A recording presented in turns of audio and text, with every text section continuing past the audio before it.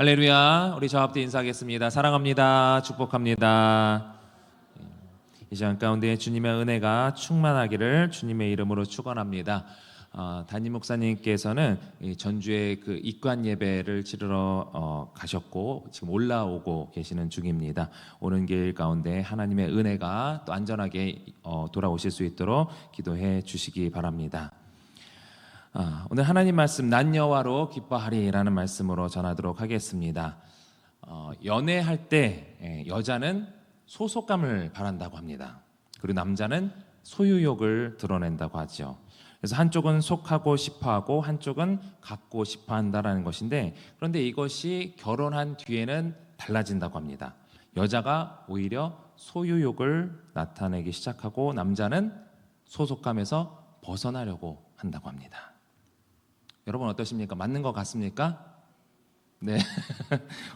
그 어느 때보다 호응이 더 크네요. 정말 그런 여러분들의 삶이 정말 남자는 그렇게 여겨지고 또 여자는 그렇게 생각되어지는 것 같은데요. 남자의 경우 대부분이 집에 오면 직장 일 잘 얘기 안 하죠. 사업 얘기 잘 안 하시죠. 하시는 분이 극히 드뭅니다. 저도 잘 안 하는 편인데, 직장 생활 하다 보면은 이제 직장 상사와의 뭐 갈등 문제도 있을 수 있고 진급이나 뭐 여러 가지 이제 문제들이 있을 수 있지 않겠습니까? 사업하시는 분들은 또 이제 여러 가지 크고 작은 일들이 있을 텐데, 그런데 이런 문제들이 생겼을 때 특히 옛날 분들은 더 이런 게 강한 것 같아요. 이제 집에 있는 아내가 바깥 일에 대해서 뭘 알겠냐, 좀 약간 좀 하대하는 그런 것들이 옛날 분들 좀 있었던 것 같은데, 또 혹은 괜히 얘기했다가 정말 아내를 존중해서 괜히 얘기했다가 아내가 걱정을 할까봐, 아니면 어디 가서 우리 남편이 이런 일을 했대 그러면서 이걸 해결하려고 얘기한 건데 오히려 그게 더 이제 큰 일을 만드는 그런 경우도 있지요. 그럴까봐 이제 또 이제 걱정하기도 하는데요. 여러 가지 이유로 아내와 같이 문제를 해결하려고 하기보다는 혼자 해결을 하려고 하는 경향이 좀 남자들의 성향이 있습니다. 그러면서 이제 혼자 뭘 해야 되지, 어떻게 해야 될지 자신만의 방법으로 이제 스트레스를 해결하기도 하는데요. 저희 경우도 이제 뭐 여러 가지 일로 머리가 복잡할 때 그런 것들은 이제 겉으로 티가 나나 봐요. 그래서 이제 컨디션이 좋을 때는 집에 가서 막 아이들과 또 아내들에게 막 오두방정 막 떨면서 막 믿기시지는 않겠지만 제가 그럽니다. 그런데 이제 머리가 복잡해지면요, 이 말수가 이제 확 줄어들어요. 확 줄어들면서 뭐 말을 해도 그냥 그런가 보다 하고 이제 아무 생각 없이 또 이제 답을 할 때도 많고, 그러니까 이제 딱 티가 나죠. 그래서 아내가 뭔 일이냐, 무슨 일이냐 이렇게 궁금해하면 근데 그 얘기하는 것 자체가 사실 이제 더 복잡한 거예요. 이 사실을 어떻게 얘기할까, 어떻게 전달할까 이해는 해줘. 막 복잡하니까 그냥 별일 없어. 그냥 이렇게 넘어가죠. 그러면 이제 보통의 아내들 입장에서는 그런 상황이 됐을 때에 왜 나랑 공감 안 해주지? 내가 얘기해 줄 수 있는데 왜 자신은 혼자 어려워하지? 그런 반응에 또 이제 상처를 받을 수도 있습니다. 실제로 우리 아내가 이제 자주 했던 말인데요. 교회에서의 일은 본인이 제일 마지막에 아는 것 같다. 다 알고 나서 어디에서 이제 제 3자한테 이제 얘기를 듣는 거예요. 그만큼 이제 제가 얘기를 안 한다라는 것인데, 여러분 어떻습니까? 여러분들의 삶 속에서 어떤 문제가 생겼을 때 여러분들은 그 문제를 어떻게 해결하십니까? 어떤 방법으로 해결하십니까? 어떤 문제를 만났을 때 그 문제를 피하기 위한, 또 해결하기 위한 여러분들의 어떤 뭐 피난처라든지 어떤 방식이 있으십니까? 남자의 경우는 보통 이제 운동을 하거나 게임을 하거나 뭐 이제 스트레스를 받으면 그걸 이제 다른 방법으로 해소하기도, 또 안식을 찾기도 하고요. 또 여자분들은 뭐 쇼핑을 할까요? 뭐 드라마를 볼까요? 아니면 서로 이제 카페에서 만나서 누구 불러내가지고 막 대화하면서 이제 다 뭔가 해결된 것 같다. 해결은 안 됐는데 실제로 그러십니까? 그런데 그렇게 어떤 방법으로, 자신만의 방법으로 그 문제를 조금 피했다가 다시 돌아오면 잠깐은 잊혀질지 모르겠지만 다시 제자리에 돌아왔을 때 그 문제는 변함없이 그대로 있을 때가 많이 있습니다. 그러면서 특히 이제 우리 그리스도인들은 그 해답이 하나님께 있음을 깨닫게 되지요. 그리고 기도만이 최선의 방책이다라는 것을 깨닫게 됩니다. 본 시편 31편은 다윗이 도망 다니던 때를 생각하면서 쓴 시로 여겨지고 있습니다. 다윗의 인생의 전반은요, 사울왕에게 쫓겨다녔습니다. 그리고 인생 후반에는 자기 아들인 압살롬에게 쫓겨다녔죠. 그러나 다윗은 이 모든 고난 가운데서도 하나님에 대한 신뢰를 버리지 않았습니다. 그 어려움 속에서도 그는 고백하기를 내가 의지할 대상은 오직 하나님뿐이다. 많은 본인의 능력도 있고 군사들도 있고 해결할 수 있어요. 그런데 그 문제와 직접 부딪히지 않고 이 문제를 해결하실 분은 하나님이시다. 내가 의지할 대상은 하나님이시다. 늘 이렇게 고백을 했습니다. 오늘 본문에도 2절, 3절, 4절에서 계속 반복되는 내용이 무엇이냐면 우리 본문 2, 3, 4절 한번 읽어보도록 하겠습니다. 시작. 귀를 기울여 속히 건지시고 내게 견고한 바위와 구원하는 산성이 되소서. 주는 나의 반석과 산성이시니 그러므로 주의 이름을 생각하셔서 나를 인도하시고 지도하소서. 3절까지요. 여기서 계속 말씀하는 것이 주님은 나의 산성이시다. 나의 반석이시다. 나를 그 산성으로 인해서 안전하게 보호해 주시고 든든한 반석 위에 세우셔서 그 어떤 것에도 내가 흔들리지 않도록 하시는 그 하나님에 대한 절대적인 신뢰를 고백하고 있는 것입니다. 절대적인 신뢰라는 것이 무엇일까요? 여러분, 하나님 절대적으로 신뢰하십니까? 네, 아멘 나오셨습니다. 절대적으로. 예를 들어서 100m 떨어진 절벽인데 100m 떨어진 이 절벽 사이가 있다라고 해봅시다. 여기에는 아주 굵은 밧줄이 연결되어 있어요. 여러분들이 이 밧줄을 건너기 위해서는 이 100m짜리 이 밧줄이 아주 두껍고 아주 튼튼하게 연결되어 있다라고 생각해야 건너갈 수 있을 겁니다. 그런데 만약에 이 100m 중에 100분의 1이죠. 1m만 쭉 굵은 밧줄로 쭉 연결되다가 1m만 얇은 실로 이렇게 연결됐다고 생각해 봅시다. 여러분, 이 밧줄 건널 수 있습니까?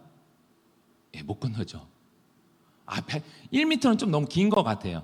한 10cm만 얇은 실로 되어 있다고 생각해 봅시다. 여러분, 건널 수 있습니까?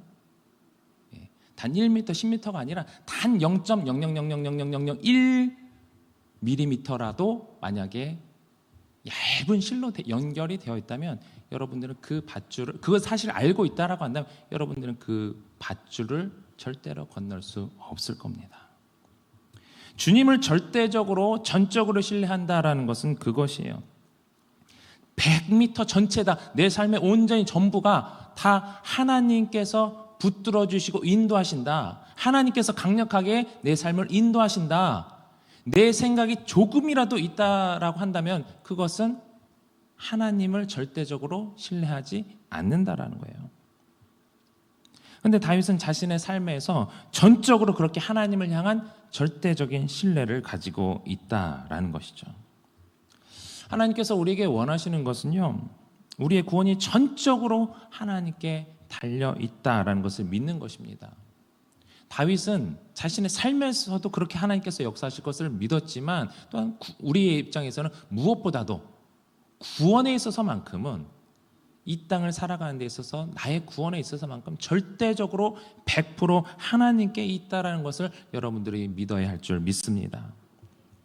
그렇게 하기 위해서 하나님께서 예수님을 이 땅 위에 보내주신 것 아니겠습니까? 하나님 당신 자신의 온 모든 것을 우리를 위해서 주신 거예요.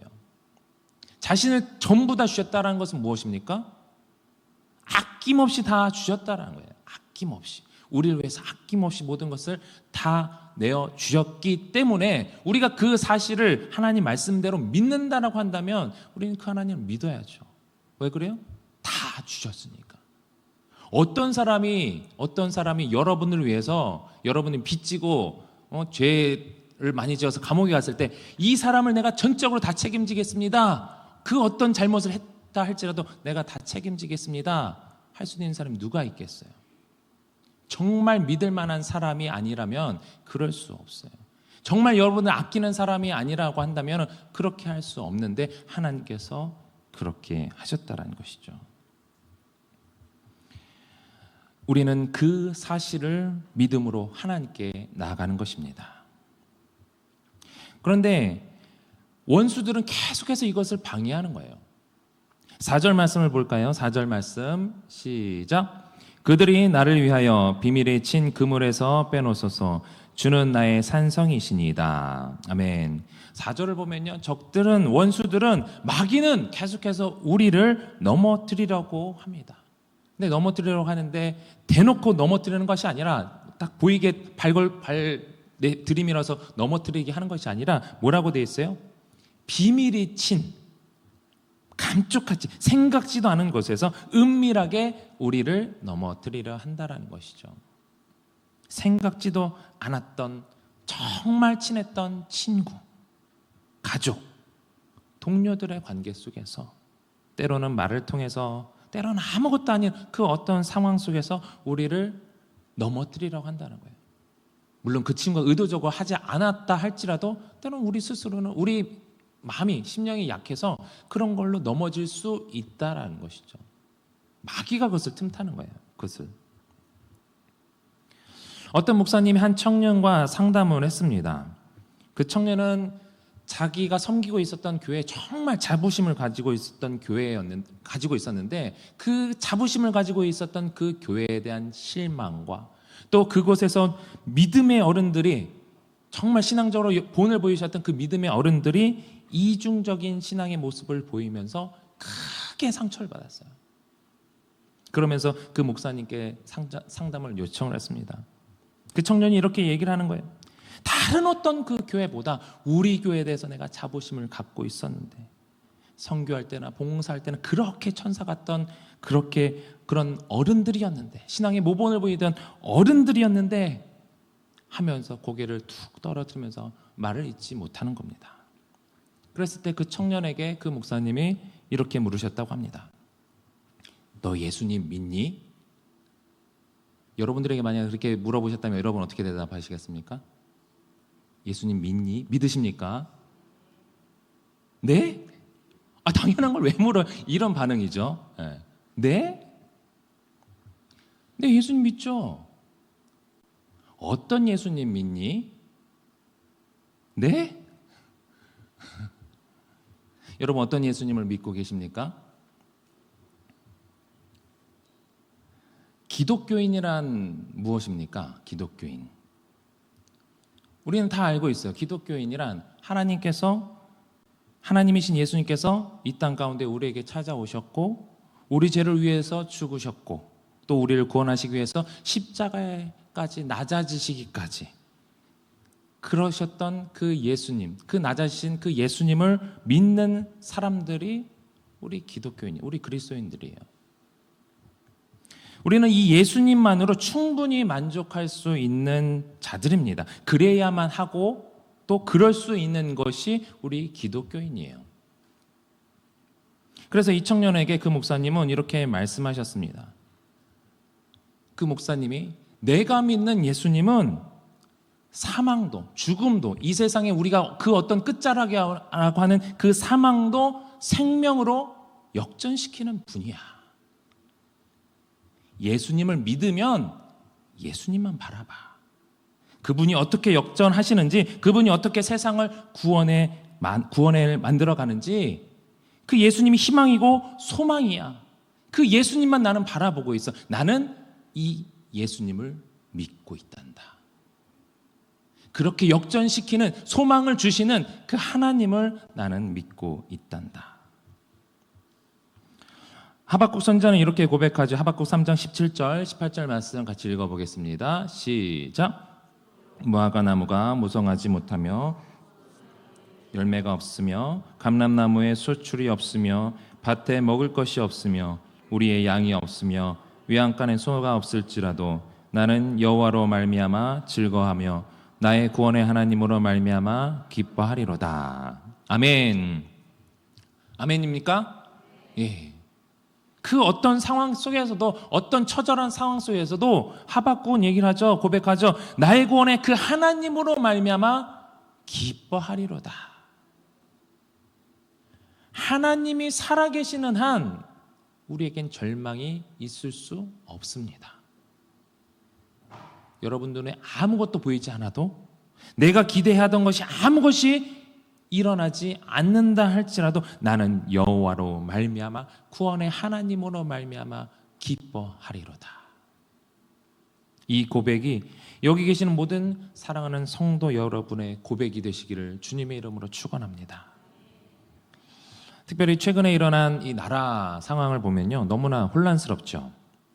이런 혼란스러운 상황이 나라적으로 참 보면 이제 위기이고 또 고난일 수 있습니다. 이런 상황에서 우리가 할 수 있는 것이 무엇이 있겠습니까? 단순히 어떤 쪽이 잘했고 못했고를 따지겠습니까? 네, 못 따질 수는 있죠. 네. 그렇지만 서로가 서로를 향해 비난의 화살을 쏘는 이 시점에 우리도 똑같이 동조하고 있다면 우리 역시 세상 사람들과 다를 바가 무엇이 있겠습니까? 오늘 본문 6절은 이렇게 말씀하고 있습니다. 6절 시작. 내가 허탄한 거짓을 숭상하는 자들을 미워하고 여호와를 의지하나이다. 아멘.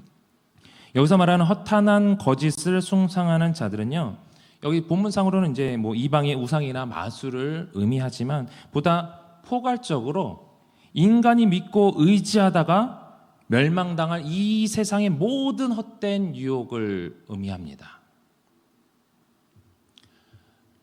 여러분이 믿고 있는 것, 여러분들이 의지하던 것, 그 모든 것들, 그걸로 인해서 내가 유혹당하고 있는 모든 것들이 될 수 있는 거예요. 여러분들의 정치 성향이 어떤지는 모르겠습니다. 그런데 분명한 것은 교회에서 정치적인 얘기를 하는 순간 둘로 나눠지는 것을 저는 수도 없이 봤어요.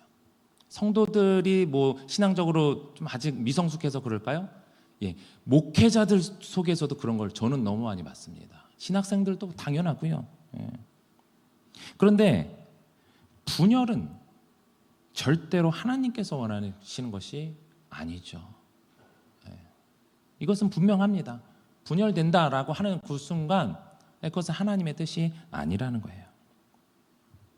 여러분이 믿고 따르는 것이 하나님이 아니라면 각각이 가지고 있는 그 가치관과 관점이 다르기 때문에 분열되는 것은 당연한 결과입니다. 분열됐다 했을 때는 여러분들이 각자 가지고 있는 그 가치관과 신념 때문에 분열되는 거예요. 새벽에 고린도전서 제가 이제 목요일마다 이렇게 하고 있는데 그 사람들도 신앙적으로 누구를 더 따르냐에 따라서 갈등을 분열이 되고 있다라니까요. 바울은 그것을 분명하게 짚습니다. 너희들이 무엇을 따르고 있느냐? 어떤 것을 따르고 있느냐? 그것을 따르는 순간 너희들은 그것은 하나님을 따르는 것이 아니다라는 것을 바울은 정확하게 짚고 있습니다.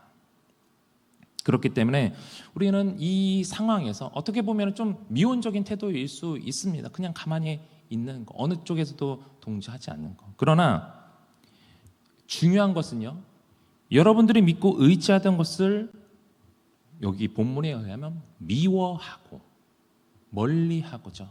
미워하고 오직 여호와만을 의지해야만 한다는 것입니다. 보다 조금 더 선호하는 정치 성향이 있을 수 있습니다. 예, 그쪽을 위해서 기도하십시오. 그쪽이 하나님 뜻 가운데 온전히 나갈 수 있도록 기도하십시오. 우리가 할 수 있는 것은 그겁니다. 나라의 지도자를 위해서, 정치 지도자를 위해서, 작게는 우리 지역에 있는 뭐 주민센터라든지 그 지도자를 위해서 기도해야 된다는 것입니다. 한편으로는 그동안 내가 얼마나 나라를 위해서 기도했는가, 이 지역을 위해서 기도를 했는가 회개하게 됩니다. 그렇기 때문에 우리가 이번 사건을 통해서 나부터, 여러분 자신부터, 또 우리 기독교부터 더 회개하고 더욱 하나님을 신뢰해야 하는 것입니다.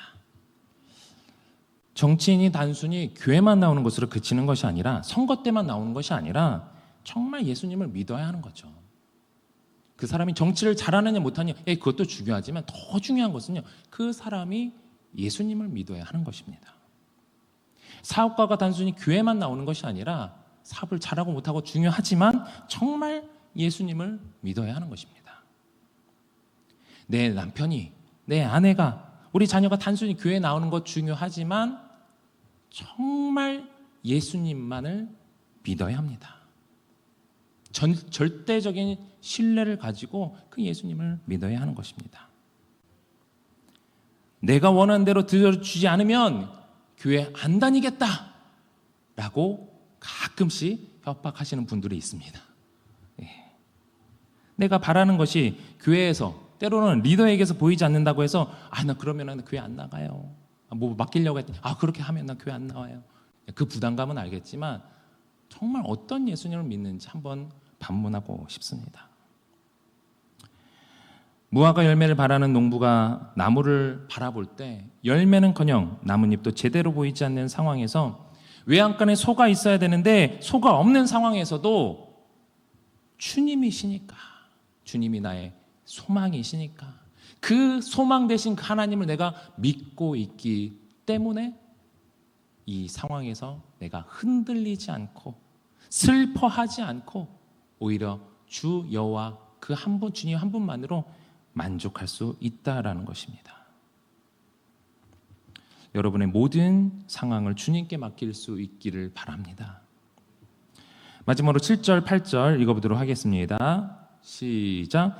내가 주의 인자하심을 기뻐하며 즐거워할 것은 주께서 나의 고난을 보시고 환난 중에 있는 내 영혼을 아셨으며 나를 원수의 수중에 가두지 아니하셨고 내 발을 넓은 곳에 세우셨음이니이다. 아멘.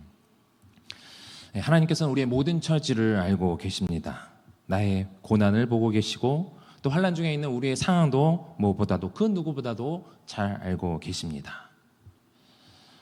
무엇보다도 그분은 절대로 우리를 원수의 마귀의 손에 놀아나지 않게 우리를 구원하셨고요, 우리를 자유롭게 하셨습니다. 우리는 그분의 그 인자하심으로 기뻐하며 즐거워할 수 있는 줄 믿습니다. 여러분들은 어떤 예수님을 믿으십니까? 나 스스로 만들어 놓은 예수님이 아니라 성경에서 말씀하고 있는 그 예수님을 신뢰함으로 우리의 영원한 소망 되신 그분을 믿음으로 다윗처럼 또 이 하박국처럼 하나님 한 분만으로 만족하며 기뻐할 수 있으시기를 주님의 이름으로 간절히 축원합니다. 우리 주신 말씀 기억하면서 기도하실 때에 내 삶에, 여러분들의 삶에 내가 원하는 응답이 없을지라도, 내가 바라는 것이 이루어지지 않을지라도, 내 눈에 아무 소망이 보이지 않는다 할지라도 주님 한 분만으로 만족하며 기뻐하며 그분으로 인해 소망을 갖는 우리들 되게 해달라고, 또 어떤 고난 속에서도 우리를 잊지 않으시고 구원하시는 그 주님을 바라보는 믿음 달라고 기도하시고, 우리 둔촌동 시대를 앞두고 있는 우리 교회가 마지막 시대의 사명을 잘 감당하는 교회가 될 수 있도록, 무엇보다도 이번 주일에 있는 사무총회가 성총회가 될 수 있도록 기도하시고, 다음 세대 붕을 위해서 기도하시고, 아까 말씀드렸던 것처럼 이 나라를 위해서 정말 기도해 주시기 바랍니다. 마지막으로 각자의 기도 제물 놓고 우리 주님 3번 간절히 부르고 통성으로 기도하겠습니다. 주여